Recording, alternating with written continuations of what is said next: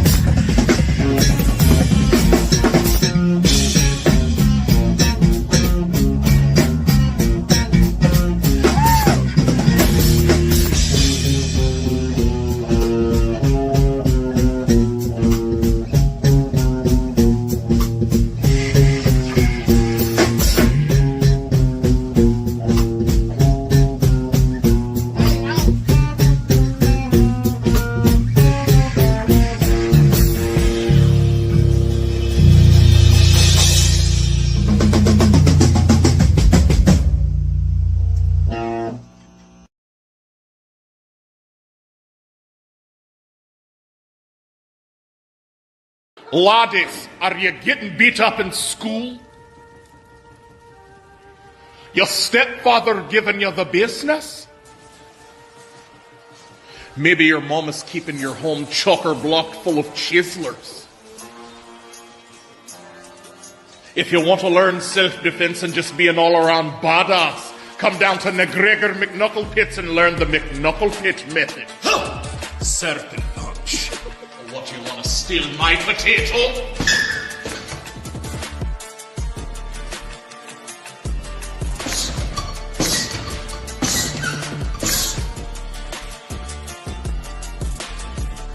Real strong. Stronger than Loggerboard. Job!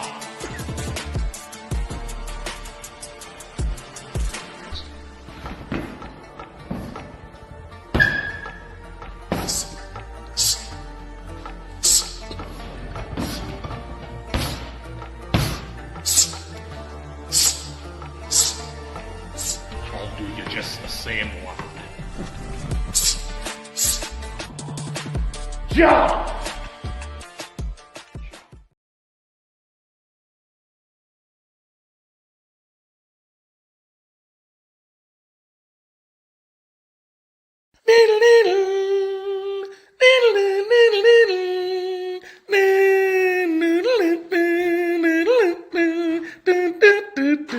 Morning, ain't you?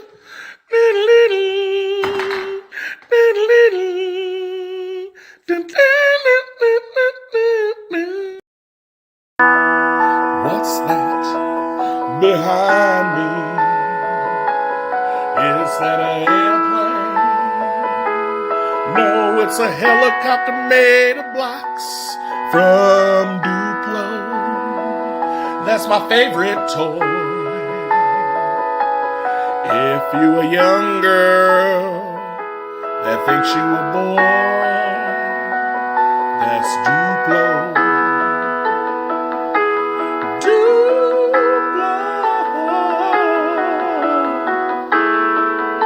Go on, get your kids some new clothes, man.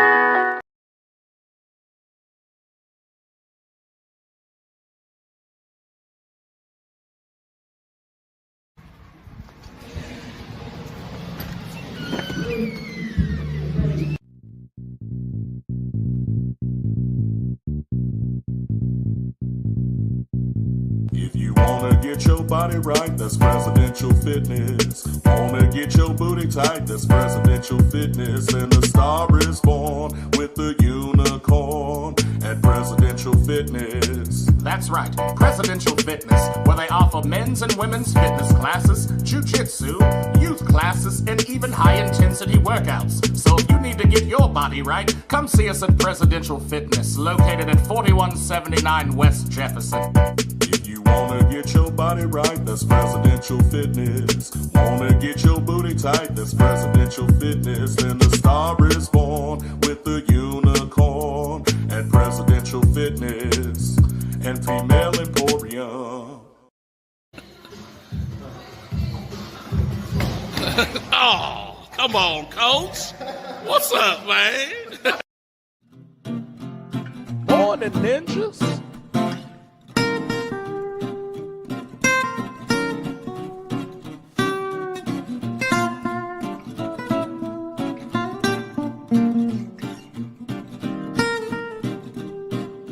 Morn'n Ninjas. Morn'n Ninjas. Morn'n Ninjas. Sports. My bad. You good. Trash Pandacoot here, Prez of Presidential Fitness and Female Emporium. We are the Morn'n Ninjas Sports, where we bring that cushion coffee and spill a little bit of the tea, but in the sports. You feel me? I don't have anything like any prerequisites for sports yet, you know what I'm saying? But we working on a format, you know, trying to be a little bit different than regular Morn'n Ninjas. So like Morn'n Ninjas, we come in, we do the weather, and then we go into local stories, and then we try to go into like international news and stuff like that. Mm-hmm. Here on Sports Morn'n Ninjas, Morn'n Ninjas Sports. You know, we'll do upcoming games, scores to games maybe within the last week, and you know, some news stories and whatnot. So I mean, I guess we could start with the scores and highlights. You know what I'm saying? You feel me? Let's see here.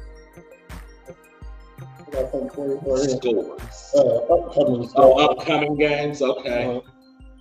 So we got the New York Knicks. This is NBA versus the Charlotte Hornets tonight at 6. The Pacers will see the Brooklyn Nets in Indiana tonight at 6. I don't know if was it that game? I think it was either that game or maybe next week's game. We was trying to go to, and like tickets were decent. It was like starting out at like $50, you know what I'm saying, and then more down towards the floor was like $100. You feel me? Like pretty decent price, but we just couldn't get it together. Some people had to work and whatnot, but that's cool. We'll catch the Indiana game. Toronto Raptors at Golden State tonight. We got Chicago Bulls in Sacktown versus the Kings in the NBA, and that's tonight at 9. In the NHL, we got the Colorado Avalanche versus Toronto Maple Leafs. Toronto takes a 2-1 in the final score. Seattle did not score against Minnesota. Hold on, what's Minnesota?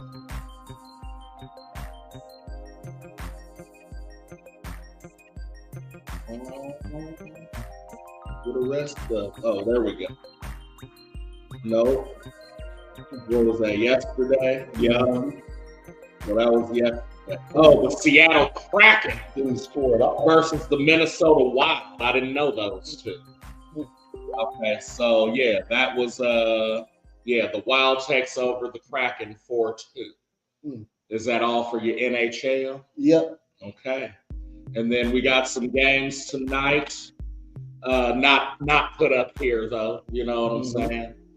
The Avalanche will see the Senators at home, the Ottawa Senators. The New Jersey Devils will see the Calgary Flames. And the Maple Leafs against the Rangers. We got the Capitals at home against the Flyers. The Blue Jackets against the Panthers. The New York Islanders against the Canadiens. St. Louis got a game tonight against the Canucks at home. If y'all want to go check that out in St. Louis. The Predators and the Ducks and the Stars and the Lightning. Looks like, yeah, it's a lot of games tonight. Oh, NHL? Yeah, that's all. And the Blackhawks versus the LA Kings at 7:30 up in Chicago. So if you want 6:30 in St. Louis or 7:30 in Chicago, you can go see a hockey game. Word up. There's also the Oilers against the Jets at 8. Utah Hockey Club against the Sabres at 8. And the Golden Knights against the Bruins at 9, as well as the Sharks versus the Hurricanes at 9. So you dig. And so that'll round out our NHL.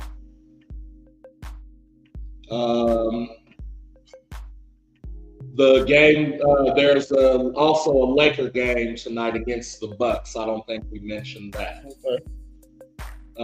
That's at 9:30 p.m. Eastern. All of these are Eastern times. We in Central, so just take away an hour. You'll be all right. You know what I'm saying? So yeah, that'll conclude the scores and whatnot. So from here, I don't know if we got any local sports news. I got some stuff. Okay, well, now the prayers for local sports. Okay.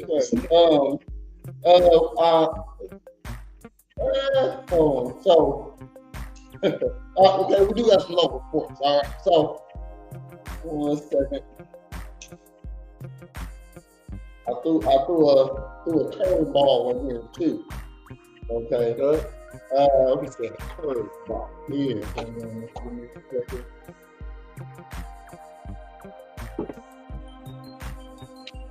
Oh shit.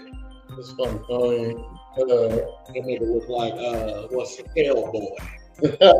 So this is one of the sports, but not the typical sports show. I feel like fitness is a part of our show also. So this happened at Planet Fitness. So it's not sports per se, But it is fitness. You know what I mean? So local news. The Decatur police has arrested a man accused of secretly installing hidden cameras and recording individuals in the tanning area at Planet Fitness. On March 18th, the Decatur Police Department was alerted by the incident at Planet Fitness in Decatur. A customer notified the staff of a hidden camera found on the tanning bed. Planet Fitness staff promptly contacted Decatur Police. Decatur Police Tech Unit immediately initiated an investigation and identified the individual recorded on the hidden camera and has since notified them, including the juvenile victim. Oh, now, damn. Even if you wasn't trying to get that on paper, you're in trouble. That's chomo. Oh yeah. The detective quickly identified James Barone. James Barone, a 55-year-old man out of Decatur, as the suspect in the case. On March 19th, Barone was arrested and searched for a search warrant and executed at his residence. Multiple electronic items were seized and will be analyzed to identify any additional victims. Morn'n was booked into the Macon County Jail on preliminary charges of unauthorized video recording, live video transmission, and production of child pornography. This investigation remains active, and any additional charges may be filed when new information emerges. And if you got any information on this, go ahead and hit up the Department of Decatur's Police Criminal Investigation Division. You can find the number yourself. All right. So yeah, I thought I'd throw that in there. Should watch out for Planet Fitness. You know, the memberships are $10. You know what I mean? Right. So a low barrier to entry to getting those in there. You know what I mean? Right. So you get what you pay for. So you got $10 membership. You got $10 security. Okay. So and I got something else. This is cool.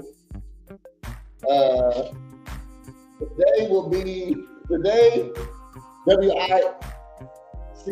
ABC News Channel will be at different watch parties across Edmondsville as SIUE plays in the NCAA. Now you think it's easy. If you thought it, how can you confuse the NAACP with the NCAA?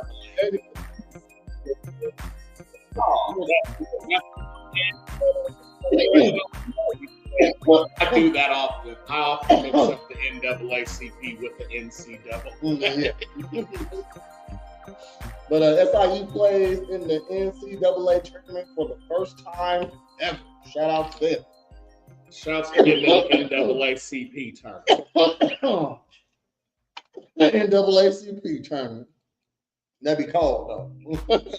Have all the ninjas. That's all the local stuff I got right there. Hell no. But shout out to hold on.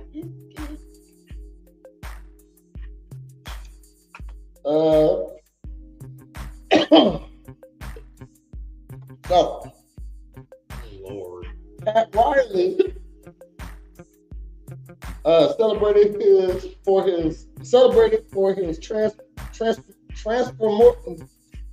transformative impact on the Miami Heat and the NBA. Marked his birthday with tributes from his fans and the basketball community known for elevating the Heat status and reshaping Miami sports culture. Riley's contributes were recently highlighted by naming of the court after him, in honor. While the fans and the analysts like ESPN Kendrick Perkins suggested it might be time for Riley to step back, others reminisced about what he could have been if LeBron James would have stayed longer. Despite mixed feelings about the potential retirement, there are unanimous appreciations for Riley's enduring influence in basketball. The debate continues on whether Riley should retire or lead the Heat to another championship, reflecting on his complex legacy in the sport. But I think if I'm still doing it, I'm gonna keep doing it. Word. You know what I mean?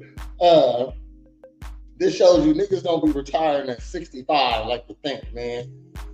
Not coaches. Not coaches, you know what I mean? Shit. I feel like most billionaires are over 65, you know what I mean? Shit, they work until death. So in a lot of things where they have coaches, right? The coach definitely has knowledge and experience. You know what I'm saying? But it's not a thing where the coach could necessarily do the shit that the players are doing. Especially when they're older, right? Except for martial arts. I feel like a lot of martial arts, whoever you're getting taught by will still fuck your ass up. Like, yeah, you know what I'm saying? Correct. I would say maybe on the top of that list, if not top 3, is boxing coaches. Like an old ass boxing they coach. might lose a step as in like speed. Yeah, you know what I mean? Shoot, but they still teach you right. You know what I mean? Shoot, because I know I'm never going to forget it. And also, I think they gained something extra. So, like, you lose your speed. So you got to implement other shit. Oh, yeah. Like, so even Bruce Lee said it. He was like, as I got older, I got slower. People were faster than me. So that's when I started to do some deception, feints, and fucking, I'm going here and coming. You know what I'm saying? Like, I said, so if them, like, I don't want to see a boxing coach who's like a master at fence, nigga. Everything looks like it's gonna hit you. That's funny. And he's fucking that is funny too. Because there's motherfuckers out there that's really good at feints. You know what I mean? Like look at old footage of like Customato talking to like Ali and Frazier and them, and he's like, no. Because if that was me, then I'd approach you like this, and then boom, you know what I'm saying? Also, like he's doing it to the neck. Also, and that was 70 already by that time. Boxing is a natural motion, though. You know what I mean? It's a natural body movement. Boxing, kickboxing, all that stuff is natural body movements. You know what I mean? To throw a knee, you pick up your knee. Okay? Yeah, right. Basketball. Football, not so much. There's micro movements that you change. There's talents that you must do because even if I'm a quarterback coach, you know what I mean, I can't show you how to throw this ball a long ball. I could throw it with so much more accuracy probably that it wouldn't be a long ball no more. No. But I'll definitely show you how to throw that ball, you know, but it's different.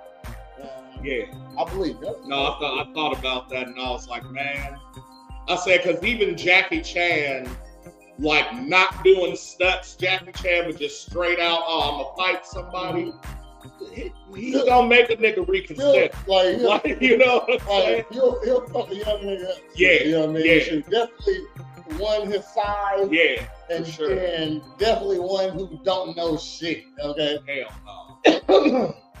Because that nigga will be like, what you gonna do with that bench? That's where you fucked up. All the old horses I know, you know what I mean, they can take an ass beating too. Right. You know what I mean? So even if you do get a punch off on them, they can eat that. You know what I mean? So they've been punched so many times they can eat that, you know? That's crazy. Yeah, I get it. Wrestling coaches is probably right behind boxing coaches now. Because that old ass man strength gets applied, bro. If they don't slow down, they still got it all. They know the leverages and the angles, and because it do take a lot of body movement to do that. You know what I mean? But if you don't stop, you always got it. Yeah, that's crazy. Might be a little slower. Staying. I know we just got off Pat Riley. Staying in hoop though. We have the Final Four tournament going on right now. You know what I'm saying? March Madness. Not Final Four. That's the actual top 4 people. But March Madness tournament. And in the first round, we just started. So in the South, so I don't know how it's divided. Oh, there it is. Okay. There's. So it's Southeast, West, and Midwest. Okay. So from the South, you got one Auburn taking on Alabama State. That's on today, it starts. So 150, Auburn versus Alabama State. You got Louisville versus Creighton. Michigan versus UC San Diego, Texas A&M versus Yale, Ole Miss in North Carolina, Iowa State at Lipscomb, Marquette at New Mexico, Michigan State and Bryant. I didn't think New Mexico was in the South, but In the West, you got Florida versus Norfolk State. UConn versus Oklahoma. Memphis versus Colorado State. Maryland versus Grand Canyon. Missouri versus Drizzy Drake. Texas Tech and UNC Wilmington. Kansas and Arkansas, or Arkansas. This is what it looks like. Kansas versus Arkansas. St. John's and Omaha. In the East, it's Duke and Mount St. Mary's. Mississippi State and Baylor. Oregon and Liberty. Arizona and Akron. BYU versus VCU. The battle for letter supremacy right there. Mm-hmm. Wisconsin versus Montana. St. Mary's versus Vanderbilt. And Alabama versus Robert Morris. Morn'n, ninjas. Sports. Yeah. Now we eat. He said, now we eat. And in the Midwest, our very own SIU Edwardsville, as we just stated, taking on #1 Houston. Woo. Today at 1 o'clock, if y'all want to tune into that. Yeah, that means they the last seed. They the last seed. But this the first time they ever got in there ever. Yeah. So if they win, that's crazy. Y'all like the little Giants right now. That would have never happened. Your first time appearing beating the first seed. Mm-hmm. Okay, I never heard of that happen. I haven't either. Okay. Gonzaga takes on Georgia. Clemson takes on McNeese. Purdue and High Point. Number 6, Illinois, the Fighting Illini versus Xavier University. That's tonight at 8:45 if you're interested. Man, that would be... They're not in Illinois, but fucking that campus gonna be popping tonight, man. Who's going down? That would be the shit. That's how you going down. This party tonight. Yeah. Edwardsville, yeah. I didn't think about that. Yeah. They opening the Top Golf there too. Oh, shit. It ain't gonna be open in time for this. But I'm just thinking. Kentucky and Troy. UCLA and Utah State, and the Volunteers of Tennessee versus Woodward. Those are all the March Madness bracket. That's what you got going on. I guess you got to tune in next week to see some of the results. Yeah. You know what I'm saying? Mm. So, yeah, there we go. Playing a bracket? No. Everybody always want me to play a bracket. Like that, I see. I've never been like fantasy football, fantasy draft, March Madness brackets. One year, and it was fun because it was cool putting your players in places and seeing what they score and stuff. You know what I mean? But it only held my attention for 1 year, I guess. You know what I mean? Next time it came around, like, I'm straight. The only time I did something like that was like my freshman or sophomore year. So Tiger Woods came out my freshman year, basically, in high school. And so that was his first Masters tournament. And like one of the science teachers or something was like really into golf and like either like assistant coached the team or taught the school golf team or whatever, right? Mm-hmm. And so in the science class, he was like, yeah, we coming up, to the end of the year or whatever. But the Masters is going on. And I don't know if y'all seen Tiger Woods, but he's a young prospect that's like projected to win the tournament. You know what I mean? And he was like, so if you can give me who's going to win the tournament, I'll give you, like, he was like, I'll give you like 5% on your grade type shit, right? He was like, if you can give me who wins the tournament and their final score, then I'll bump you up a whole grade type shit, right? You know what I'm saying? And like I think I had like a B or something there, like I wasn't doing bad in the class, but I was like, okay. It can't hurt. Like, it can't hurt, right? You know what I mean? And so, like, I went and seen who all made the tournament, who was all in there, and I was like, oh, shit. Okay, I heard of Phil Mickelson. Right. I heard of Savvy Ballesteros. Like, it was the Nichols, you know what I'm saying? And so I'm like, all right, of course, I'm going to pick the black man.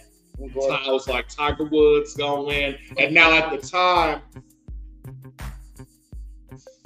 I didn't realize that they played rounds and it was total accumulative score, right? Mm-hmm. I just thought they played like a day and whatever you got, that was it. Mm-hmm. So my thinking was like, I'm like, oh, it's 18 holes.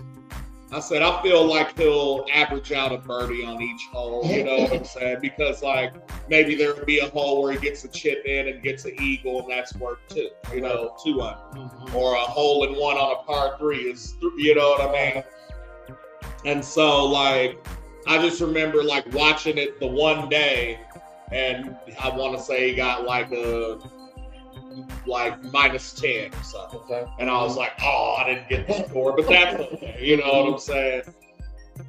But like the one that I watched ended up being like the second to last one or the last one, mm-hmm. right? So and it was like by the time I went back to school, it was up.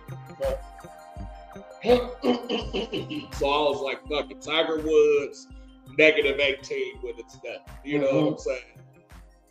And so I came back. And he was like, man, what a tournament. I hope y'all got to see it. Tiger made history, you know what I'm saying? Got a green jacket. He was like, now let's see the results. And he like pulled out he had everybody shit. He was like, well, a lot of y'all got who had won the tournament. You know what I'm saying? Mm-hmm. He was like, there was 3 of you that predicted the right score, but just the wrong person, you know, which was worth the same. He was like, but only one of you got it both right. Mm-hmm. And he was like, you, Mr. Mitchell. And I was like, that's what's up. Like, you know, I was like, yeah, that cool dude, he knows him. No.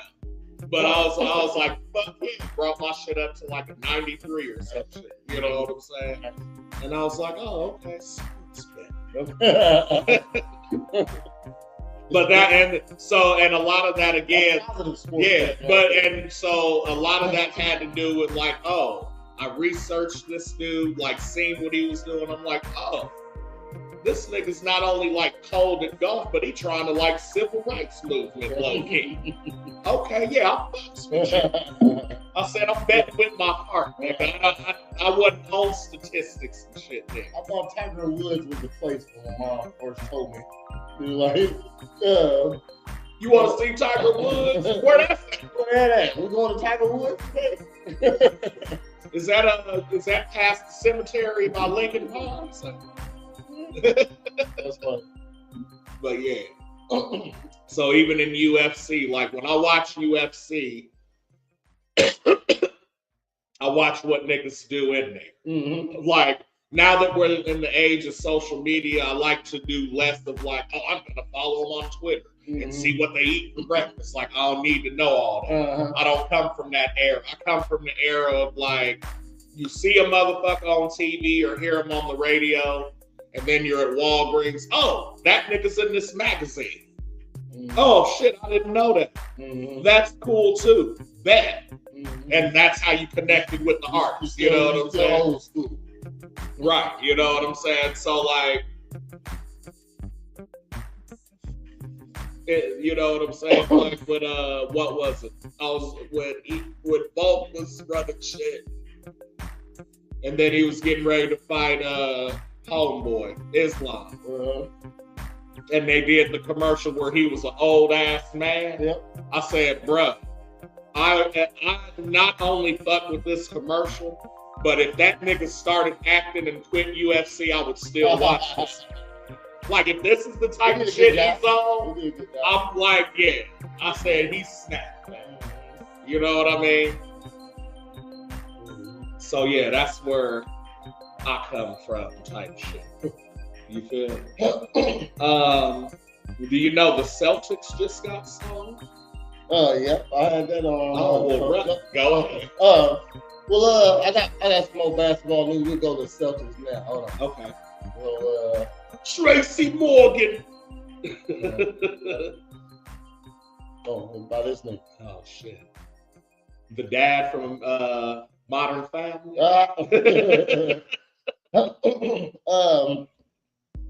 William Chisholm. Bill Chisholm leads the bid for Boston Celtics in a historic $6.1 billion deal. Okay.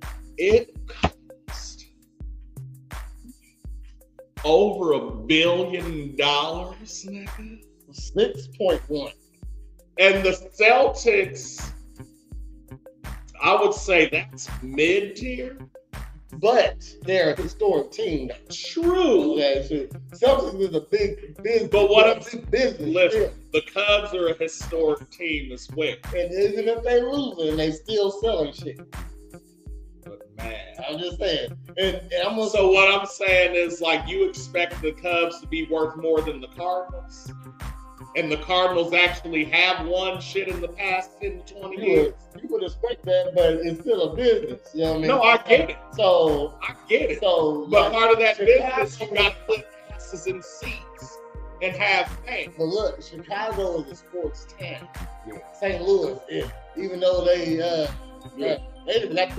got no football team on them. No, You know what I mean? Shit.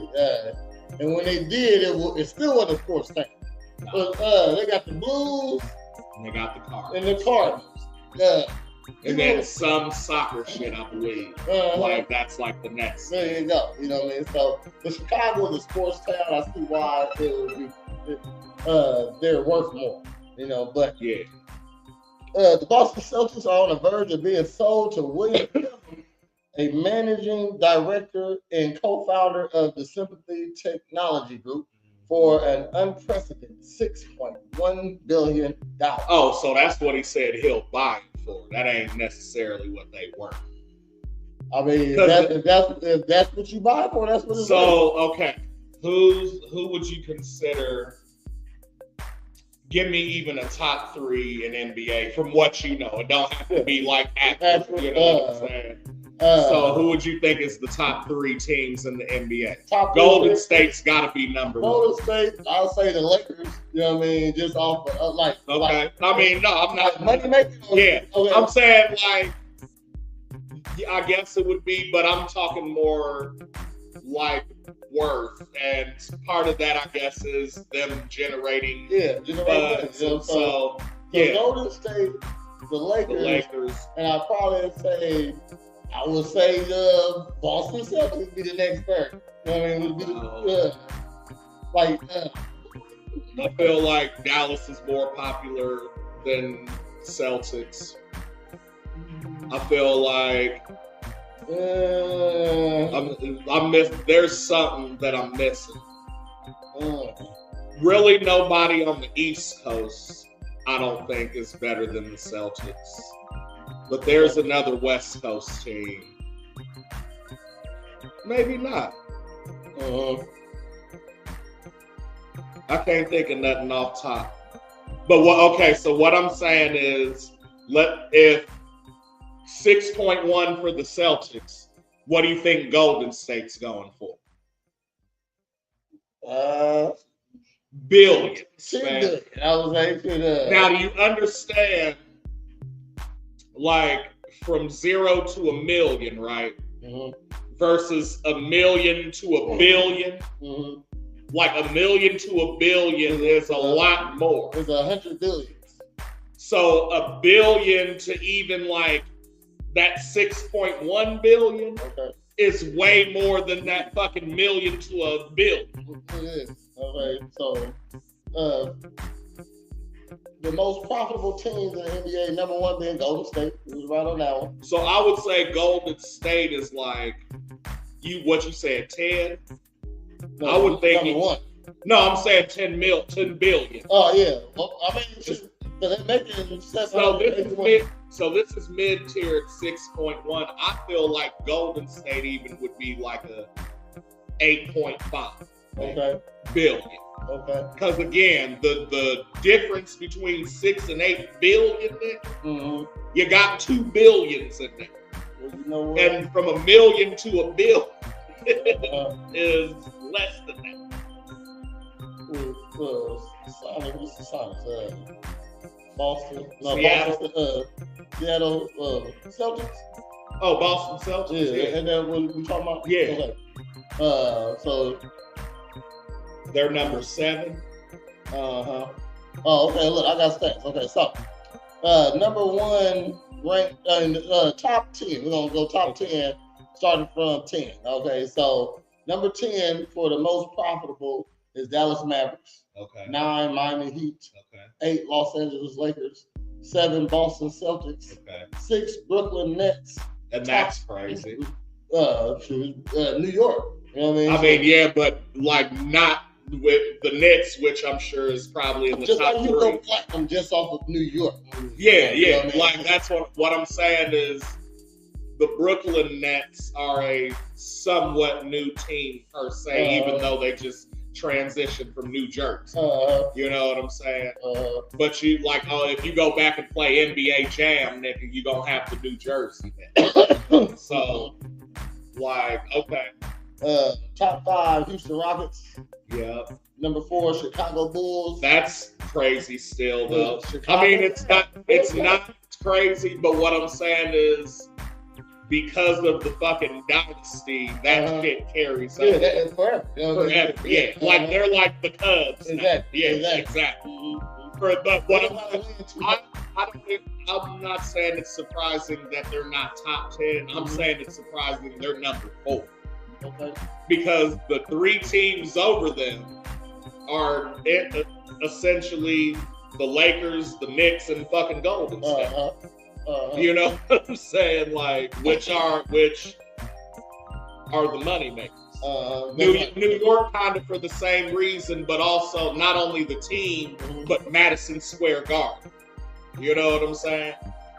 Yeah, top 3 Los Angeles Lakers, number 2 New York Knicks, number 1 Golden State. So, Yeah. But they say the Boston Celtics is valued at $5.5 billion. So they really put up $500 million more. Yeah. A little bit, like still $600 $500 million. Yeah. You know what I mean? So what's Golden State? Golden State is worth $9 billion, $9.4 billion. Okay. Okay, I was saying like at least 10. That's what I was saying. So, Jesus. So what do you think? So what do you think the Bulls and with double 3-peat Bulls, fucking, you know what I'm saying? What do you think that would equate to today? Golden State? Yeah, that definitely be the Bulls back then. Golden State be the Bulls. I mean, they essentially are. The coach of them played on that fucking last dynasty, man. And like, you know what I'm saying? And also that coach's style in said dynasty is low key pre-fucking Curry. He was doing the same shit. You know what I'm saying? So like, no, I get the connection, and I'm fucking with Golden State not only because of those factors, but one of Springfield's own retired from him. Now, it says the $6.1 billion potentially is setting a new benchmark for sports franchise valuations in North America. So Golden State is worth like $10 billion. Like I guess ain't nobody else bought no teams in a while now. You know what I mean? So buying a team, that's what I'm saying. They made that into a $10 billion franchise. Okay, so ain't nobody bought it. Nothing. So, okay. But what I'm saying is, like I was saying earlier, so let's say Golden State is worth a flat $9 billion, right? If I come and say, hey, I'll buy Golden State for $10 billion, that fucking gap between what they're worth and what I'm gonna pay you is significant. Like, you know what I'm saying? So when you read that, that's how that's what I equated it to. It's like, yo, nobody's ever bid X amount over, and that's unprecedented. You know what I'm saying? Because essentially it's like, hey, I'm selling this car for $10,000. Well, I'll give you $100,000 for it. You're gonna be like, well, that's unprecedented. You know what I'm saying? Like, you want to give me $90,000 more? Yeah, like you think I'll just give you an extra $2-3 million for the team. Yeah. No, hold on. Well, I mean, yeah, he that can go like, too hard. He can go too hard. Though. I don't think so. But he got. Because what I'm saying, $500 million. That's what you put up, an extra $500 million to buy. Yeah, $500 million. Yeah, there you go. That's good. That's you substantial. You think $3 or $4 million would be fine. But what I'm saying is like that's $500 million is like entry level into any other market. Oh yeah. You know what I'm saying? Like you can at least get a team for a year with that. And then, like, if you parlay that year into your other years until you're profitable, you know what I'm saying? That'd be crazy. Let's say you won the lottery. Well, you can't even win that much money in the lottery. You know what I mean? What did Powerball got up to like 800 or 900 million at one point? I hear you, but like, yeah, I get it, but so even if they take 40% of 900, you still got $500 million. You feel me? I can buy a D League, nigga. But I mean, like, you know, a D League. I'll flip it if I. That's what I do. I'll buy it. Because even if you what's the like longest yard or the replacements meet, and be like, yo, here goes some bullshit ass niggas real quick. Nigga, we finna do that Mighty Ducks stuff. You know what I'm saying? Yeah, let me buy a team. I'm gonna put my cousin on the team just for. You ain't got to pay him. Just put him in a jersey though. Yeah. You ain't got to pay him. He's on the team. That's right. Over there, iced out. He got. But that's what I'm saying. Like, no, okay. Might put him in for the last 2 minutes on a 30-point lead. So game. where in Central Illinois could house like? Where do you think has more seats? The fucking like Peoria Civic Center or like State Farm Center in Champaign? Those are like the two biggest places I can think of. You know what I'm saying? So we'll check it out then. So to have like a Champaign professional team. Ooh. You know what I'm saying? That'd be crazy. Like, hey, that'd be crazy. That would be fucking crazy. Even a Peoria professional team. Shit, with $500 million, you can make your own league. You know what I mean? Shit. I'll make a new girl league. WNBA Jam. Yeah. It's going down. Man, and make my new girl league, and I just change it all up. Okay? Yeah. And then we go and recruit WNBA players. Hey, Caitlin, come over here and shoot the three. We have a golden star shot, the Caitlin Clark shot. Oh, the Clark shot. The Clark shot. The Clark shot for the founding mother of WNBA Jam. And WNBA Jams is only a 2-month season. Okay, you get it's like 3 or 4 because the games. Games is only the 21. You know what I'm saying? It's like 3 or 4 games. Oh, and it's half court. Yeah, you know what I mean? Half 21, and we'll do a series of 3. So first one to win 2. That's the game. It's an 8-foot rim. Yeah, 8-foot rim. Y'all can go crazy. Go crazy. You know what I'm saying? That like getting the rebound, dunking on the bitch. Oh man, ain't no running up and down the court. And the top 5 positions get on the cover of next year's video game. You don't understand how bad we want WNBA Jam. Yeah, we need that. We don't want it as bad as Jonathan Majors bad. Oh yeah. But you know what? You can start that by recruiting some college basketball players. And look, I'm gonna pay you 100. Like you gotta have a little startup money. Okay, so every player, I'm gonna give you $100 a game for these 5 games. You know what I mean? Shoot. And, but everything else is taken care of. You got a uniform. You got per diem to eat. You got, or like catered or whatever the fuck. You know what I mean? We played this 5 games. We played 5 games this week too. You know what I mean? Shit. Monday through Friday is the tournament. Only in the playoffs, so it's regular rules, and then when we get to the playoffs, street ball rules. And you're all playing. Like even if you lose, you're still playing every day. Yeah. But somehow we got you playing every day. We Yeah. got the loser bracket. You gonna play, and you still getting paid the same. Everybody gets paid $100 a game. Okay, shit. You might play 2 games a day. You know what I mean? Shit. So yeah, you gotta have some startup money. WNBA Jam. WNBA Jams. And then that, of course, that just opens it up for the WNBA Jams tour. Or WNBA Trans. Trans? Yeah. Wow. I might start that before WNBA Jams. I don't know. They gotta have 8 feet too. It's 8 foot, yeah. It's gonna be 8 foot. These the weak niggas though. Yeah. You know what I mean? So yeah. Oh, it's going crazy. And they gotta be in skirts. And you're getting tested because your hormone levels gotta be within a certain range. Oh, you gotta be for a legit transitioning person. Yeah, that. Okay.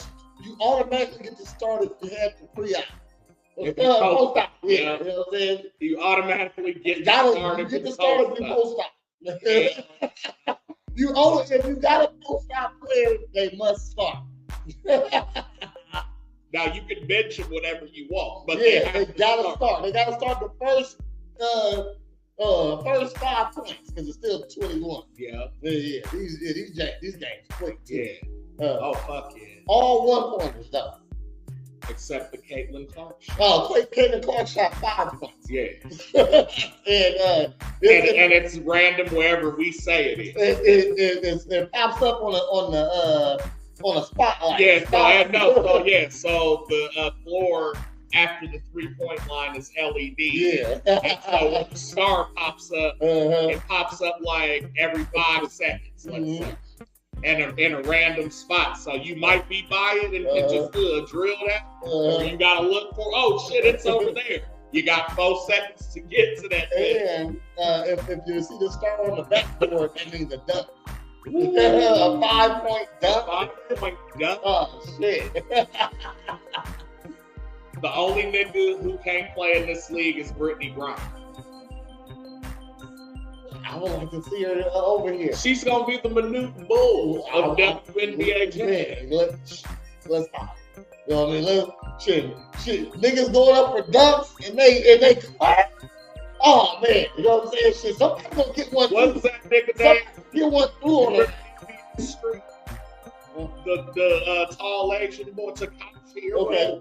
And that nigga would just jump up and grab your shit and dunk. I said, you are cheating. That's crazy.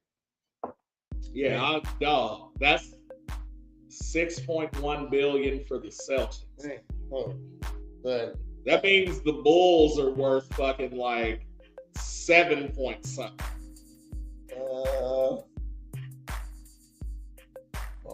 And they still in the hood, still selling Jordan jerseys and Rodman and Pippen, nigga. That's what I'm saying. I want to get all the niggas that ain't popular. I want a B.J. Armstrong. I want a Bill Winnington jersey. I want a Luke Longley and a Tony Kukoc. I want a Dickie Simpkins jersey, nigga. Chicago Bulls are worth $5.8 billion. I don't see anybody offering them 6. It gotta be that. It gotta be a little more. Has to be. You know what I mean? I didn't see anybody offering the Celtics 6. I mean, unless they make a revenue for the Chicago Bulls is $402 million. So that's if that's a year, that's a year. So that to get back to your 5.8 billion is gonna take like 7-8 years. You know what I mean? So if I do sell it, I gotta get my money back plus a profit. You know what I mean? So it gotta be just a little bit more. So if it's 5.8 billion, Hey, you got to make it 5.9 billion. You got to give me a little bit. Oh shit, that's only 1 million more. Yeah. That ain't worth the time right there. If I'm a billionaire, if I bought this shit, I mean, you definitely a billionaire buying. But 5.86 billion is only 2 more billion. Mm-hmm. You know what I'm saying? So like, what are you saying? We gotta offer 6.8? No, because he only offered $500 million. 6.5. We gotta be at least 6.5 or 6.3 minimum. 6.3 minimum.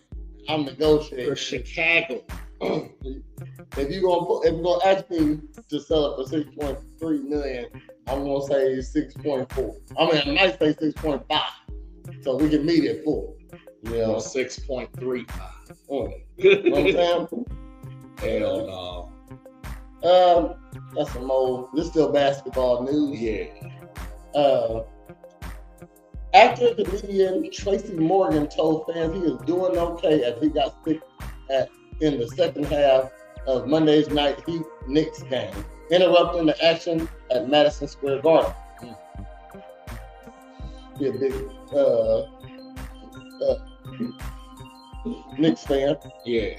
Morgan explained that food poisoning was the culprit for why he was vomiting. I'm talking about he just leaned over. You know when you're about to throw up though, so he should have got up and got up out of there, you know, or at least I know it's a trash can or a concierge. You're courtside, okay? So there's somebody that to wave over to you. I know that.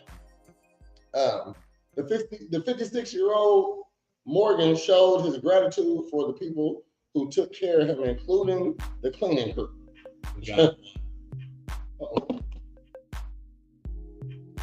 Morn'n Ninja Sports. How you doing today, Ashley? Thanks for tuning in. We're talking about Tracy Morgan getting sick at the Knicks game.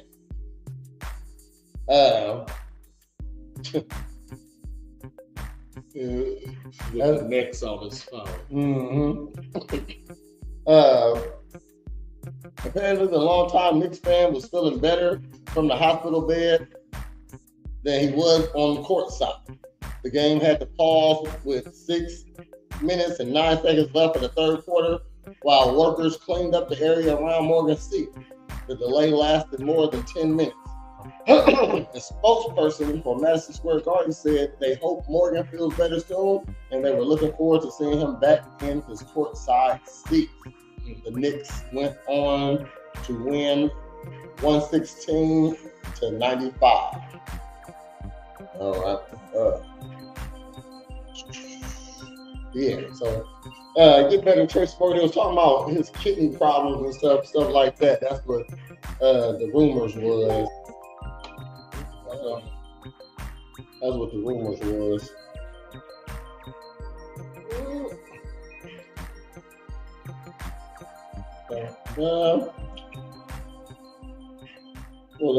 We still talking. Hold on. We still talking about some basketball. So we got time. So another story.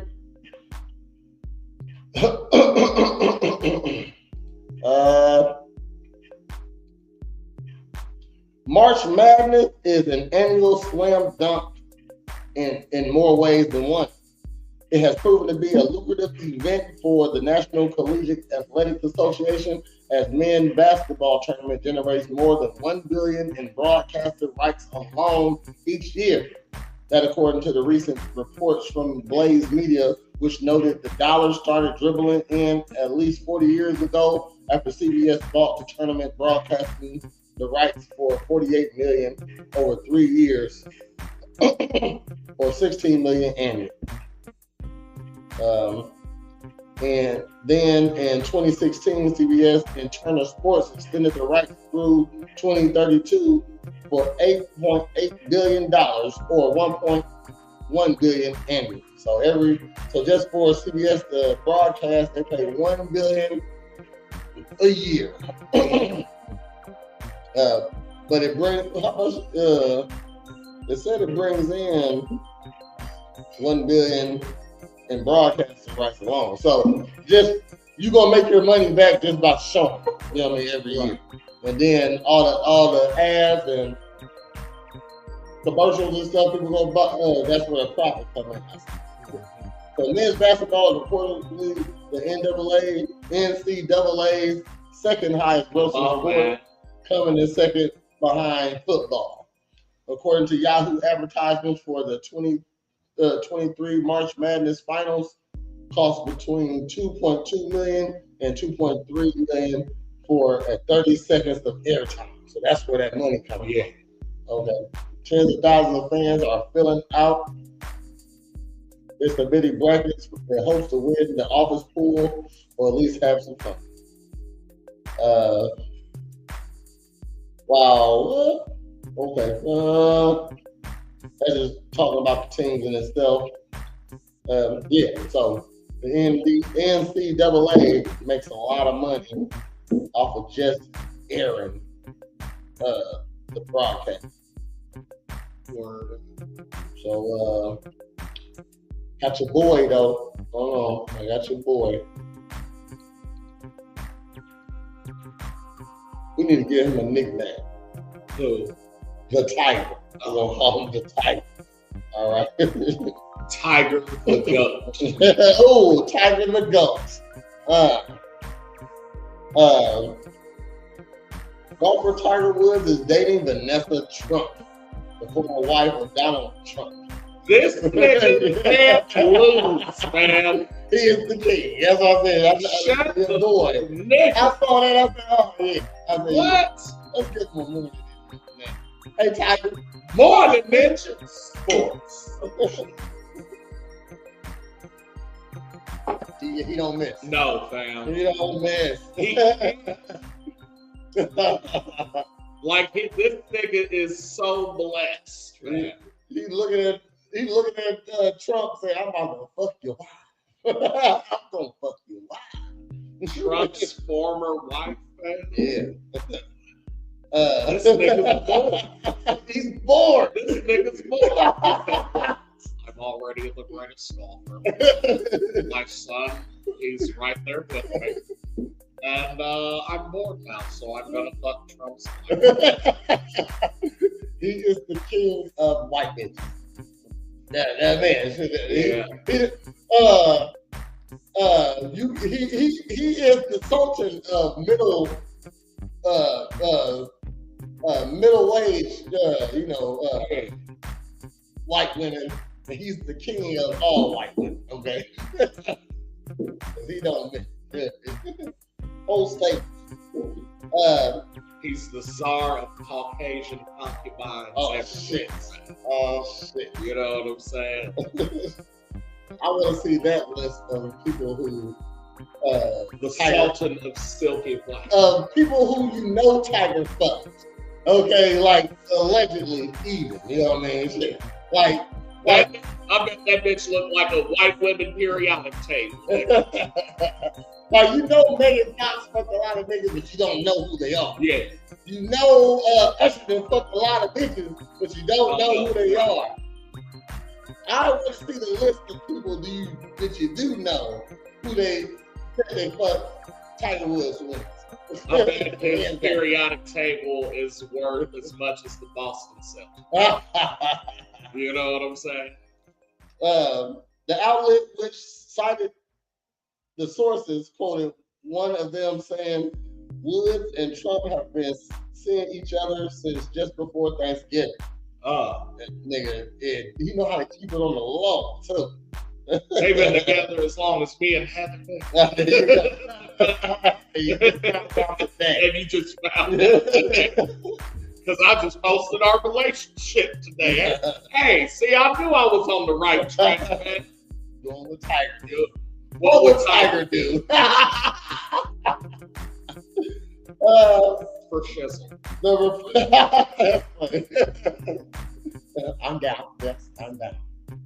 The reported couple is sticking close to home, the sources noted, adding Woods and Trump have decided not to make it a thing to go out in public. That nigga's a beast. He knows. But that's how you do it. Though. I'm gonna keep my bitch at home. That's how it's always done. Always done it. I'm gonna keep you at home. Because the one time he went out in public, he got fucking in the Suburban, nigga, in the parking lot, trying to get some parking lot pussy. And Tiger Woods, like what? Yeah, Crazy. yeah, That's crazy. and got half, nigga. Yeah. That's what's even crazy. Woods and So is Elon Charlie's mom? No. He had Charlie's Tiger's son. Okay. But he's like 16 or 17. Okay. They I don't know nothing about kids. hold on, nigga. I'm finna look right now.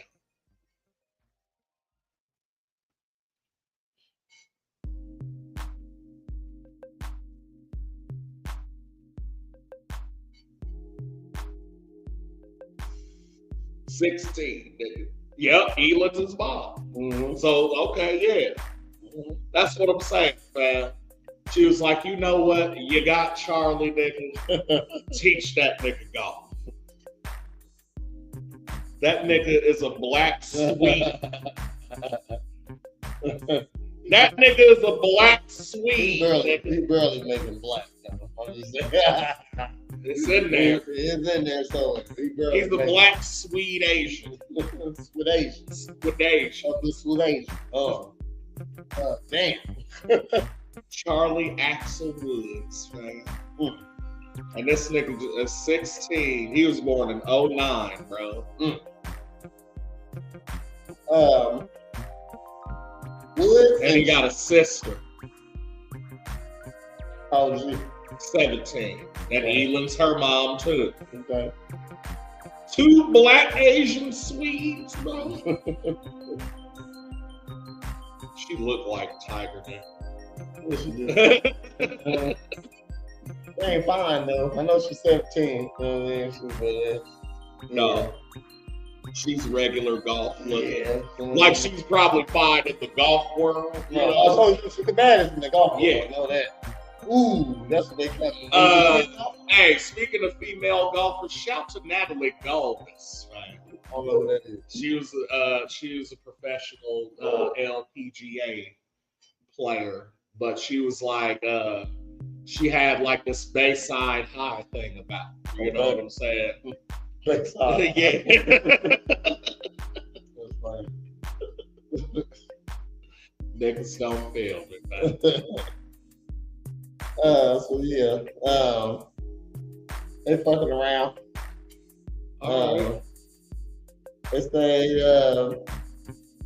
Woods and Trump, who only lived 20 minutes apart, were seen at a golf tournament last month, according to the outlet. Members of the Trump family, including Donald Trump and his children, reportedly knows Woods and Trump are dating. They already know. Of course, that nigga Trump knows who dating his ex-wife.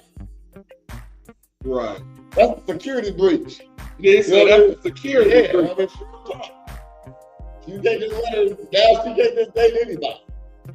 It's a security breach for who? Shit. You know, when you fucking my ex bitch, you know what I mean? Shit. Like, this is potentially somebody you could kidnap and hold hostage. You know what I mean? Shit. Not Tiger Woods, but let's say just a nigga from the streets. You know what I mean? So that's why who she fucking with might gotta get approved. You know what I mean? Shit. I'm just saying. Tiger needs no permission. No. He's Because if now look, now that's he's a golf Chuck Norris. yeah. Hey.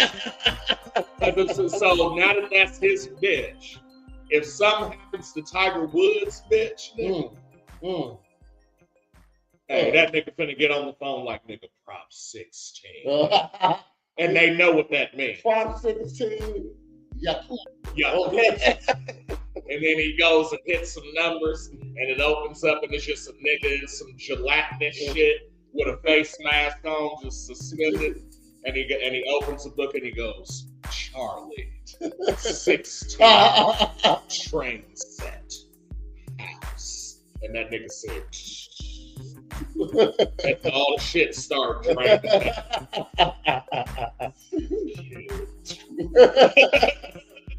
Take that collar off, hit a nigga in the throat 3 times. Then he throws hat in the air, and here comes Luke Cage. Yeah.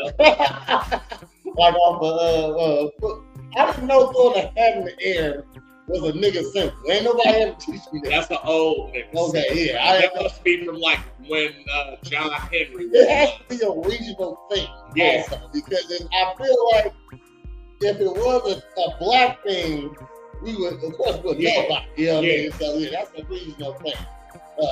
And how you see the hat go in the air and know that's what it means. That's a nigga flex. Like, you know what I'm saying? That's what it is. Aquaman. That nigga jumped off the boat and swam over there. And when he got there, that motherfucker changed to a man.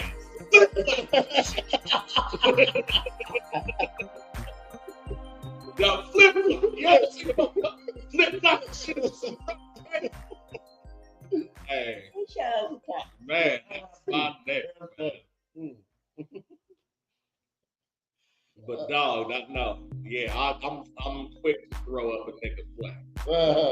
I should wear a hat just for that reason. Like, wait a minute, I'm surrounded by 5 white people.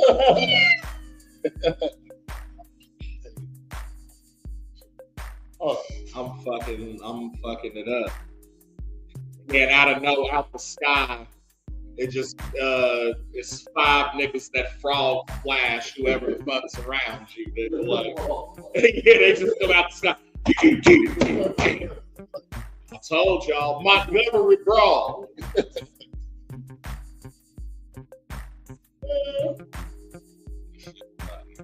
We different here. Look, he's like, oh, you know how I did it.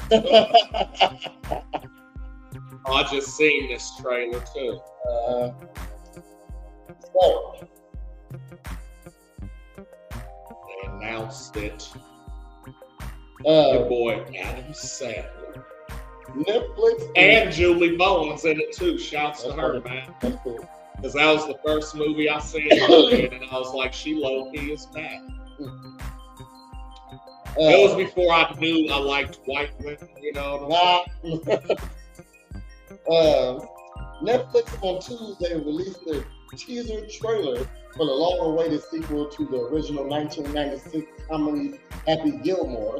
The movie will premiere on July 25th. Adam Sandler on Netflix too. Mm-hmm. And you know that's why I did it after the Tiger Store. Yeah. So, Adam Sandler reprises his role as the hockey player turned golfer, hitting the links in his Boston Bruins jersey. Wrote for a new script with Tom Hardy. Christopher McDonald returns as his rival shooter McGavin. That's funny. Yeah. And Julie Bowen as the romantic lead. Virginia the Nips. Yeah. Okay, I can. Ben Stiller appears in the trailer.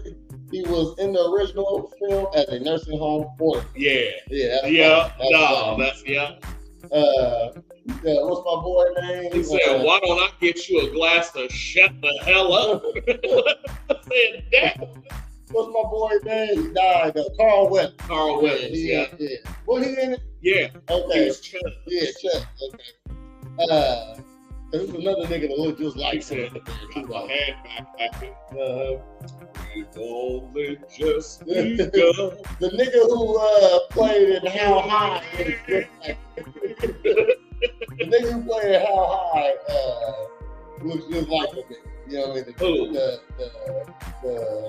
The Dean. The level 2. Yeah, there you go. He looks just like that nigga. That's funny.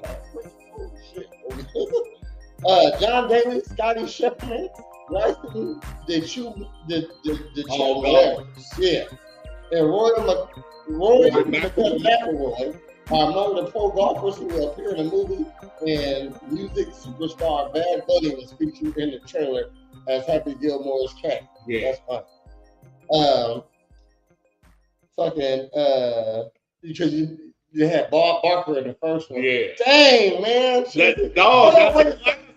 Wait so long to put up the next one. So everybody died in the first one. the only thing I can say, and this might just speak more to Adam Sandler movies than in general, is that so like how can I explain this? He doesn't have like Academy Award winning shit, but he has good ass stories. It's a good catalog. Yeah, like it's an above average catalog. It's like Dr. C. Yeah, catalog, but it's above average though, because if he's in it, then he's essentially saying I'm co-signing this. Yeah. So like, I don't believe they would do, because if it wasn't good, he wouldn't have did it. That's probably why they waited so long. It's just like, no, that ain't it. No, that ain't it. You know what I'm saying?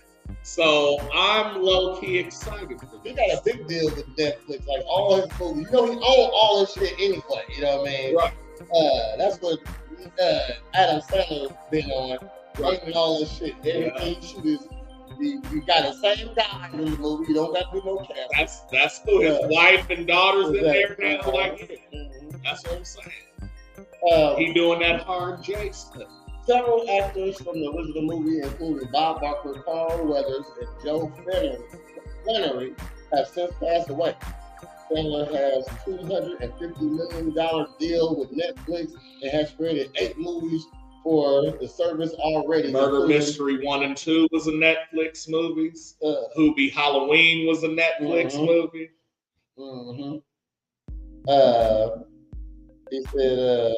He said, let me get this Netflix one. Sandy Wexler and the Ridiculous Six. Yeah. Shout out to Adam Sandler, still doing his thing. His golf movie. I think I just saw, what was it? A Haagen-Dazs commercial with Toretto and Letty in it and Ludacris. Okay. So I was like, okay, that's cool, but are you saying that we're gonna get that part 2 soon? That'd be nice. So I can finish my motherfucking masterpiece. That'd be nice. Because that's all I'm waiting. They don't know what your masterpiece is. They're good, and they're not going to okay. until it's ready, man. Got another story here.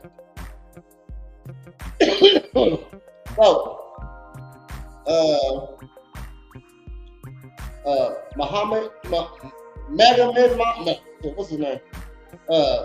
Uncle Lion. Yeah, man. Magomed. Yeah.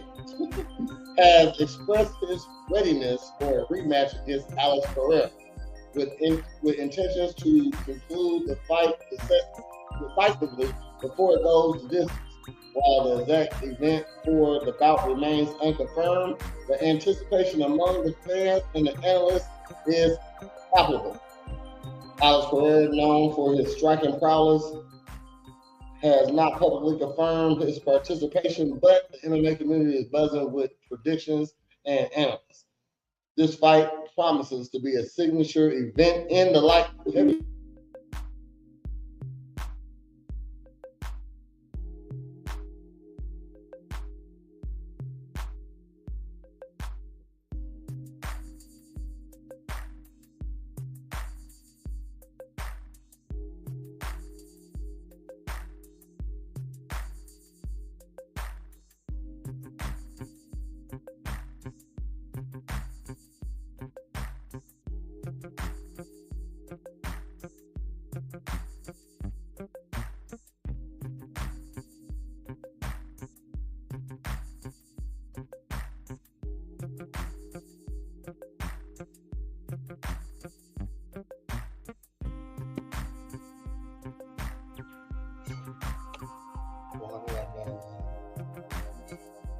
Shaw.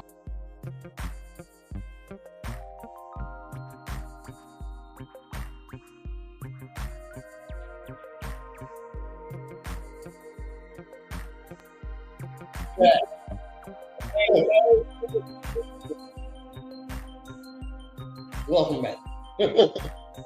So yeah, that nigga want to fight again. His next opponent. He won't need fight. Was that for the belt?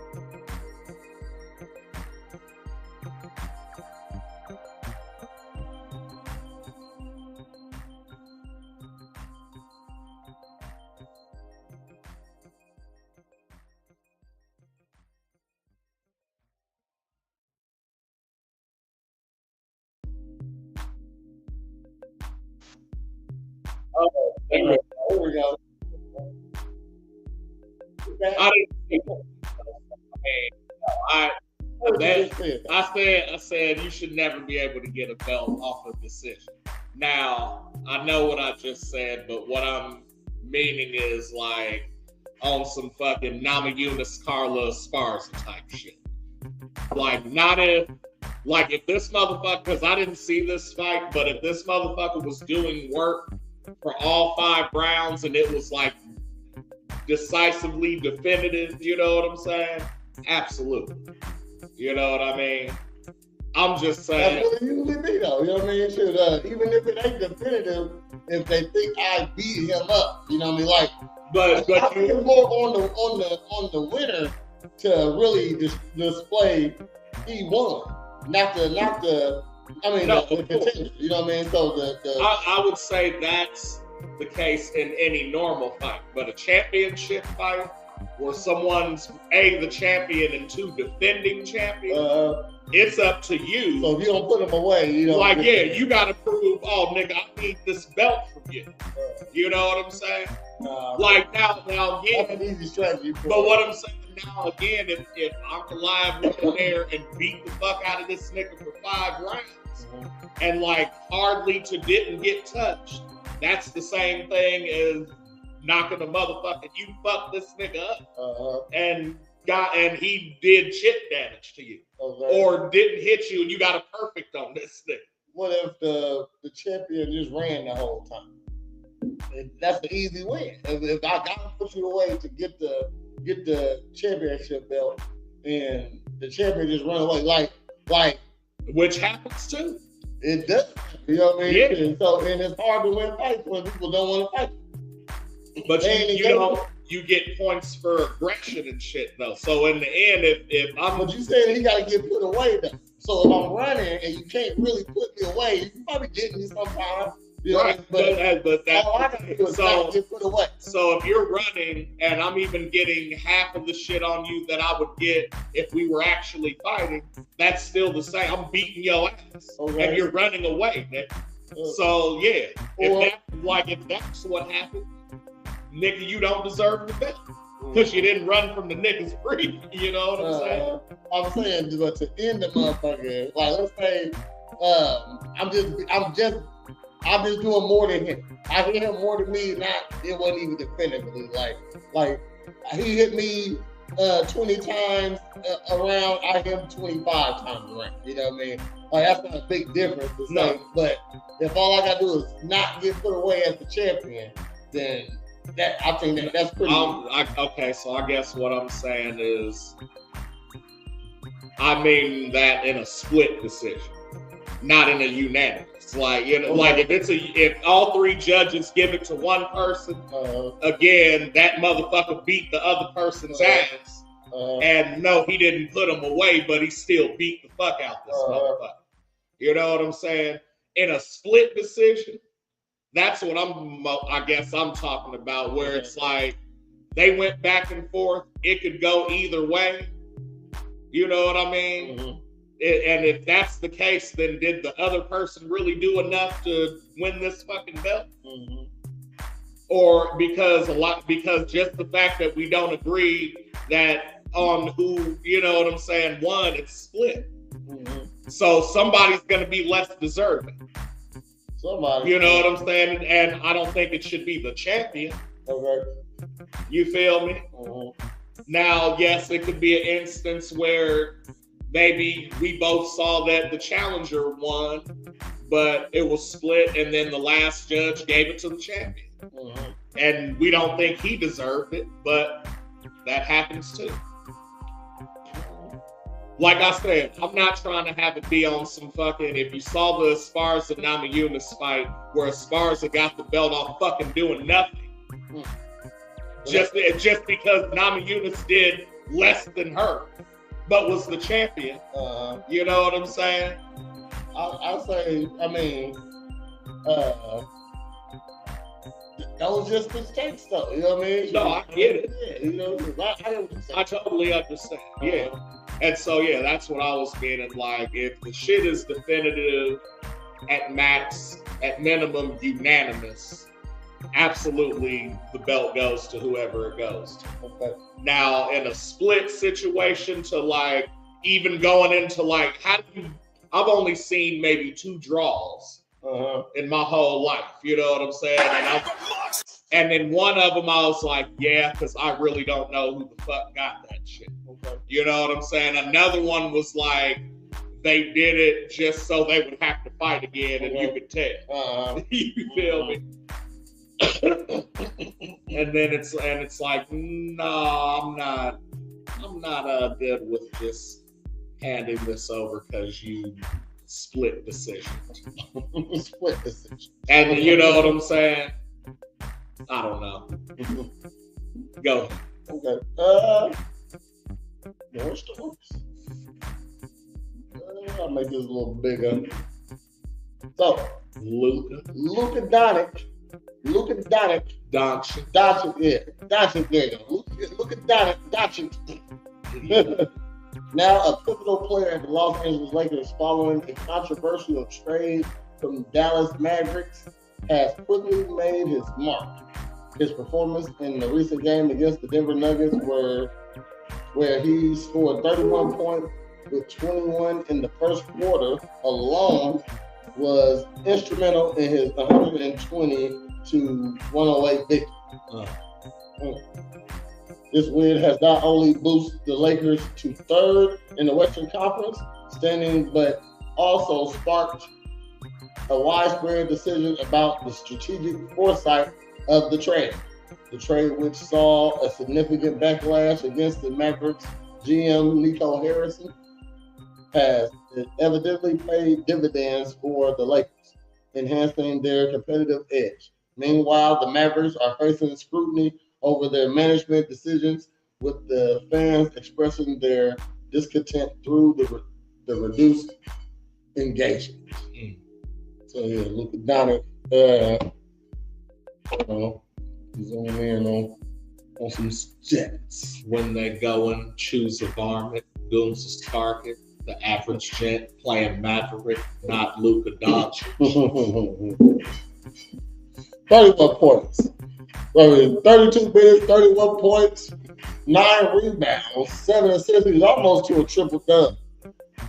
2 steals, 2 blocks. Now, he's doing everything.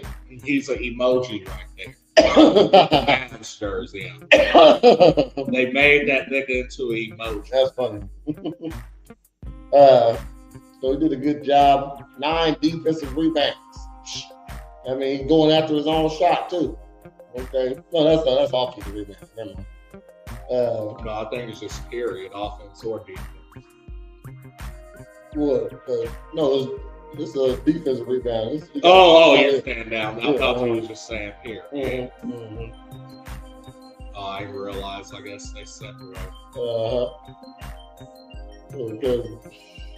Well, no, they'll probably. I'm saying in the main in rebounds. Yeah, they combine. But then they'll tell you no, he got this many on the defense. Yeah, none on the offense. No offense. And 2 steals, 2 blocks. Yeah, he kind of low key snapped. 31 points in 32 minutes. They trying to make him the face of the NBA now. Yeah, which is crazy. A foreigner and a white foreigner at that. Yeah. I think the last one was Dirk, maybe.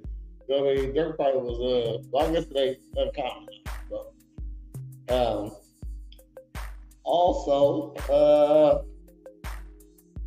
Devin Booker. In a thrilling NBA matchup, Devin Booker showcased his scoring prowess, dropping 41 points, including 20 in the fourth quarter, to lead the Phoenix Suns to a 127-121 victory over the Chicago Bulls. And don't nobody watch basketball. They wasn't even in the top 10. How much them niggas worth? What, the Phoenix Suns? $7 billion. You said the Phoenix Suns? Mm-hmm. Let me check. 1.7 billion.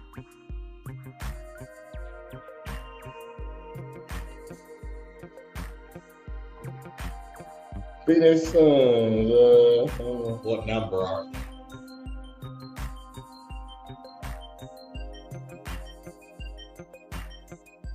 they? They are number 12. They were 4.6 billion. Who's the lad? Memphis Grizzlies Were at 3.2 billion. so between 3 and 9 billion for a professional team. Yeah. You could probably start one for a bill. You know what I'm saying? Yeah. Oh, most definitely. For sure. Okay. This game not only marked Booker's fourth 40-point game in an outstanding season, but also clinched the 10th seed for the Suns in the Western Conference, qualifying them to be played in tournament. Kevin Durant completed Booker's efforts with 26 points and 8 assists. On the Bulls side, while Josh Giddey has been known for his impact performance, his role in this game was not as stellar. His contributions in order to the game have been significant, showcasing his versatility and skill. So yeah, this nigga went off to D. Booker. 36 minutes, 21 points, 4 rebounds, 7 assists, no blocks, no steals. He went on that defense. But they do have 3 defensive rebounds, 1 offensive rebound. Niggas was hooping, getting their ball on. You said niggas was hooping. Get your ball on. Everybody get your ball on. What?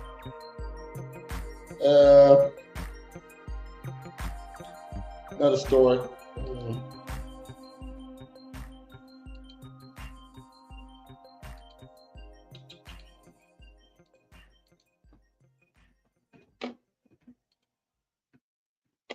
So,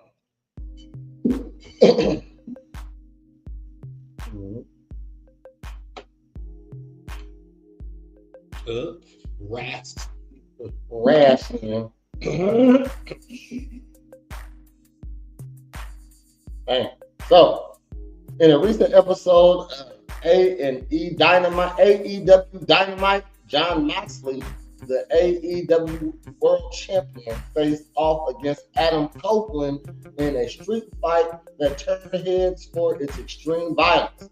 Moxley endured a particular shocking moment when a spike got stuck in his back, with the incident that has since been widely discussed across wrestling platforms. While this match did not headline the event, it certainly captured the audience and attention, leading into the mix of criticism and praise. Critics argue that AEW's penchant for violent spectacles might cross ethical lines, focusing more on shock value than the art of wrestling storytelling. However, supporters highlight that the match role in boosting the viewership and sparking the conversation within the wrestling community. This incident reflects a broader debate on the balance between entertainment and responsibility in professional. I'm sick of people acting like wrestling is a Christian sport. Uh-huh. You know what I'm saying? Mhm. Like, So I got. oh, we gotta have ethical things, and we don't want spikes in people's heads. And Did you see it? no, Okay, I got the video. Hold up. So. Moxley, the Bulldog is cinched in, and it is in tight. So smart, no wasted motion by Mox. Kicked out, boom! He grabs that boom. Moxley! Gotta be kidding me.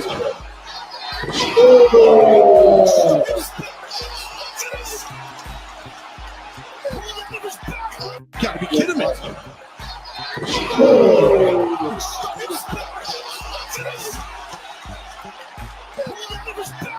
He had his mankind moment. Right? yeah, Okay. that was definitely some mankind shit. Yeah, and it's like they had to pull it out of his back. So that shit's real. You know what I mean? But also, it's bad when it's one nail. Okay, that's when you could have died. Yeah. You know what I mean? So that's why you can make a walk on a bed of nails because and that's way less worse than having even 3 nails. Yeah, you know what I mean? He knew some pain was coming. Yeah. You know what I mean? Shit. Oh man, that shit. You didn't practice that too many times. Yeah. What would you practice that with? Like you knew. That's what I'm saying. So when X Games came out, niggas was doing motocross freestyle, jumping up on motorbikes and doing flips and sidewinders. And how do you practice that?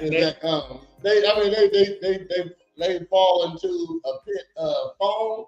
I get that now, but I'm saying even because motherfuckers did that before that. So the nets too, though. Okay, you know what I mean? all right. I was gonna say it has to be some sort of trapeze artist. You know what I'm saying? Because then it's I believe people really maybe built ramps and then was all right, I can jump this. What else can I do? Okay. What else can I? You know what I'm saying? And there's that, how it is in skateboarding or stuff, where it's you just try shit and you're oh, okay, that works. This doesn't. So Nut busted. But no, I'm just thinking, nigga, you launching 20 plus feet in the air, twisting around like this, grabbing the bike again and landing jump in the air, let the bike go, grab it, pull it back to you, boom, hit the ramp. What? Nigga, I see the niggas because, and then they're starting to have different ones. So they got ones that are you can launch and get air, right, like this. And then they got ones that go almost straight up. Mm-hmm. So you can do a bunch of shit before you fucking fall down. Nigga, I seen the nigga do that one. The nigga came off his bike, went through himself, did a backflip off that bitch, and came back down. I said, nigga, hey, men are awesome. Okay, I'm just saying, the shit people nigga. I said, and that's true because nigga, Rodney Mullen is one of the coldest niggas, if not, he's definitely the godfather of that type of skateboarding. You know what I'm saying? But even to see him do it later on in his life, and I don't know if he still does it, but it's just motherfucker. How do you come up with this shit? What made you want to stand on the side of a skateboard as a trick? You know what I'm saying? Tony Hawk still gonna do some crazy shit. You know what I mean? The nigga's 60 and can still do a 900, nigga. And people after he did the 900, a lot of niggas didn't do the 900. People built different now than back in the day. You know what I mean? So, all that shit they did on Tony Hawk, definitely up to Pro Skater 3, niggas really did in real life. Oh yeah. Because I remember when that nigga went up the ramp and he just did Christ air thing. He just ran this shit and said, and then came back and we was what? That is unheard of. That motherfucker let it go all the way. All the way. Flying with it. Grab it. Yeah. That's crazy. To see the nigga go up on this bike, nigga, get off on the side and have that shit like a briefcase. And then came back down, he said, yeah. Flying up there. Yeah. You guys know you gotta get this trick off before you go. And you got to land the right way too. Oh yeah. At the perfect angle too. Yeah, fam. You know what I mean? That's the crazy part too. And also the crazy part is I understand being nervous even to try that shit, but after so long of doing it, you're just used to that shit. Oh yeah. So it's nothing to you. You don't even think about, I'm fucking 50 feet in the air whipping this bike around. You just know it's gonna land because So do you see the mega jump one that they be doing? I don't know where it's at, but like skateboarders will do it. I seen a nigga on a wheelchair do it, and he did like a double front flip and landed in a wheelchair. Like, and he was the real handicap bitch, but like in the extreme sports. So the nigga came down with the bike, fam, went off the fucking mega ramp and twisted the bike this way. And the bike did a fucking front flip, and then he caught that bitch and landed back on. Shit. I said, nigga, that's cartoon. Oh, yeah. What the fuck? They'll let him figure out how to do a double man jump, you know what I mean? You switch bikes real quick. No. Synchronized biking, nigga. I want to see the one where he comes off, the bike does a back flip, and he does a front flip, and then they reconnect it. Oh, shit. Yeah, you know what I'm saying? Yeah. So look, you go off and flip the bike towards you, and you take that same momentum and towards you flip forward, flip. And then you come back. They call it the yin yang. Yeah.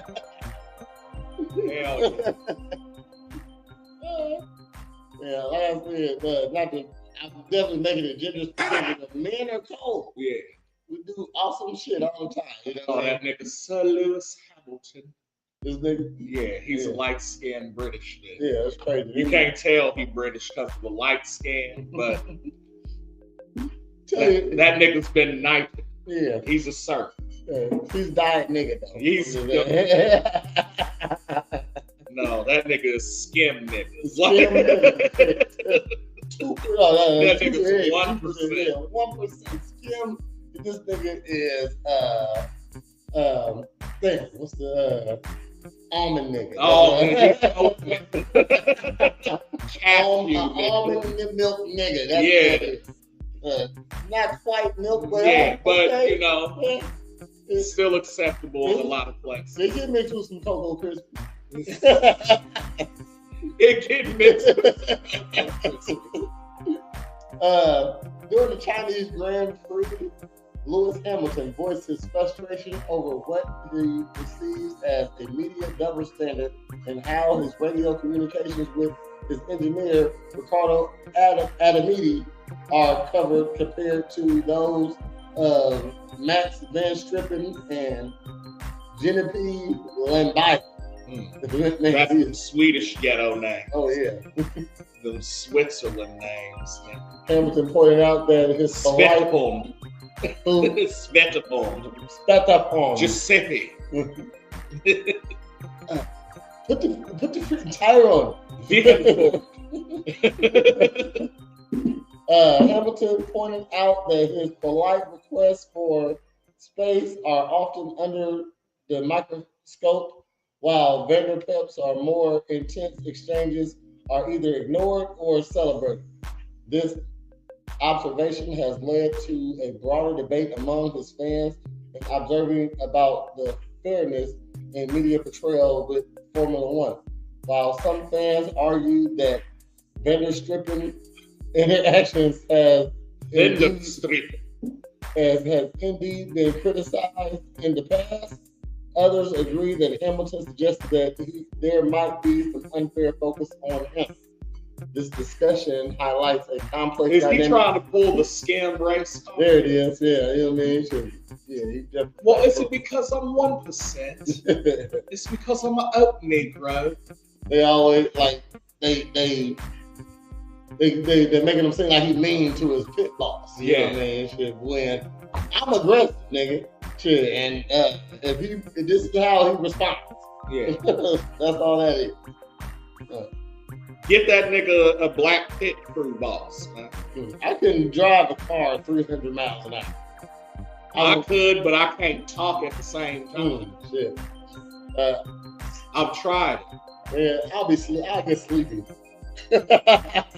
See, I don't think you would, because you would be feeling that inertia, which would help keep you up and alert. Versus, and that's what I say about racing games and stuff. Is like, it's cool, but if they could simulate the inertia too, racing games would be up there. You feel me? Or like, I mean, and they got rigs that like will do that now. That you can build and it's like hydraulic and it kind of does the same thing, but like they don't need like I feel like to fake inertia, you need to be in VR. You know what I mean? Shit, but you still don't feel I get what you're saying. But then they're gonna have to put some probes up to you to make your skin feel a certain way. You know what I mean? So you like we're gonna have to have Ready Player One suits. There you go. Type shit. So you can feel inertia. Yeah. So when I be jumping off shit in Call of Duty, I'm like, like you know what I'm saying? Like your stomach drops, nigga, like, and then you land and you're like, that didn't hurt. I can't wait to bring those games out. When I'm in the game, and I can feel where I'm getting shot from, nigga. Ooh, fuck. It's just a sharp vibration there. I don't know what it's called, but there's a cold ass VR game where you're basically Jason Statham. Shit. No, like so. And what's crazy about it is the physics of it are crazy, but you can grab anything in the game and use it as a weapon, including other niggas. So like you come into a room and how it's played is like, so you'll have like a dude in front of you with the gun and there's like a timer or something, right? So then say he comes up. And again, it's just your hands, nigga, and like arms or whatever. So he comes up with the gun. Look, you grab the gun, fam, and say, "Back!" and just bust him in his shit. And then he lets go of the gun, and then you take it, box, and then so then you're done with that section. You move towards these dudes, and then around the corner is somebody like with a fucking stick. Nigga, grab that, smack the shit. Like, I'm talking about people are doing ridiculous shit. Like, this dude grabbed a nigga by the nostrils and threw him into another nigga, man. And I'm like, what fucking game is this? I said, whatever it is, I want it. Grab him by the nose and no, it's crazy. He grabbed niggas by the ears and was like, and then threw him into this nigga. Grabbed the shotgun, had the shotgun in this hand, handgun. That shit was done. He threw it at that nigga. Wow. I said, what in the fuck? This is John Wick the game. So I'm gonna find the name of that shit. I said, I want to play that shit on stream. And just fuck niggas up. I just got me a 5 the other day. When? For my birthday. Yeah. Bought it for my birthday. He said, bought it for my birthday. Nigga, hook that shit up immediately. I'm gonna need you to download Marvel Rivals as the first thing. It's free. Don't even. I don't want to hear. Okay. It's free and you don't need Plus to play that bit. This is what I want to do. I want to set up my gaming station up. So. And I got you if you want to be on the racing team too. Okay. Gran Turismo's only $30. I got half on it. Okay. You know what I'm saying? See, the next set I make, I was thinking about right here is over there. Is make a gaming spot. Gaming section. So we can start streaming games and shit. You know what I mean? So, shit, might rent it out too. Who knows? You know what I mean? Something like that. But it's a gaming setup. You know, shit, motherfuckers gonna rent that right there. You know what I mean? If you got a game having tournaments, shit like that. Yeah. Anything coming up for real? Not really, no. Not that I can think of. I'm gonna be in Atlanta at the end of May for my nephew's graduation. Okay. So that's pretty cool. Then I only got one more kid after that that need to graduate, and I'm in there like booty hair. In April, got some events coming up. On April 5th and April 19th, join us for a Puff and Paint. There's 2 sessions, one at 1 p.m. to 4 p.m., one at 7 p.m. to 10 p.m. And this is in honor of the National Stress Awareness Month. And also for National Stress Awareness Month on April 12th and April 26th, we have the Puffin Yoga. So everything is AKA Yoga Fire. boom, there you go. 2 sessions, 1 p.m. to 4 p.m., 7 p.m. to 10 p.m. It's a relaxing time. Get your spots while there's still some left. Okay, they'll have quite a few of them for both events. So it's gonna be a good turnout. You should check it out. And as always, you can come get your body right at Presidential Fitness and Female Appointment, where you always get a free aid. Down. And if you need a character, go ahead and hit up Pop-Up Party Pals. We got over 50 characters for your events, like family get-togethers, your business openings, stuff like that. Birthday parties, hit them up on Facebook. They will respond quick. Word. And it is Thursday, so next time you'll see us, it will be on Monday at 8:30 for another episode of A Real Ninjas Podcast. And then we come back right here on 10 a.m. on Tuesday for another episode of Morn'n Ninjas. And then we come back here on Wednesday at 8 p.m. for another episode of Girl Talk. That's at 8 o'clock. Don't leave late o'clock. And when you do 7 days in a row, it brings us right back to where we are today, which is Thursday. So check us out next Thursday at 10 a.m. for another episode of Morn'n Ninjas Sports. Well, that's our time here at Presidential Studios. I've been Trash Pandacoot. This is Prez of Presidential Fitness and Female Emporium.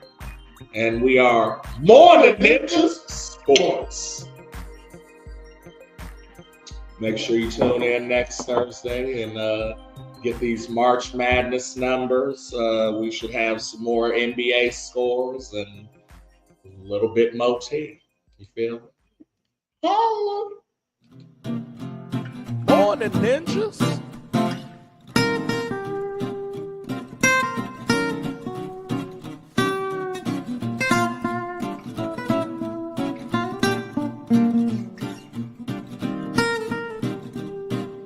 Morning, ninjas. Morning, ninjas.